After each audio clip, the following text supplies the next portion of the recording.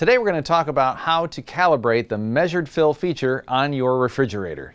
Okay, the first thing we're going to do is we're going to place a sturdy measured fill cup in the dispenser tray. We're going to press measured fill till it's 8 ounces, and then we're going to push the fill button and see exactly how much water we're going to dispense. Hopefully it's 8 ounces.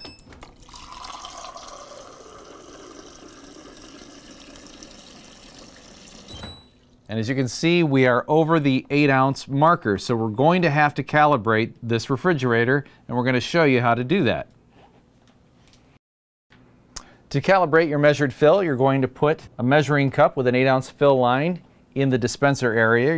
You're going to hold measured fill for 3 seconds, and then you're going to dispense water into the cup until it reaches the 8-ounce. That's perfect. It's right at the line. Push the measured fill button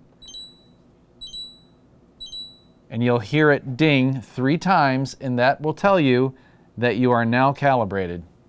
And we're going to test for accuracy. Place your cup underneath the dispenser, push measured fill, so it's 8 ounces. Push the fill button.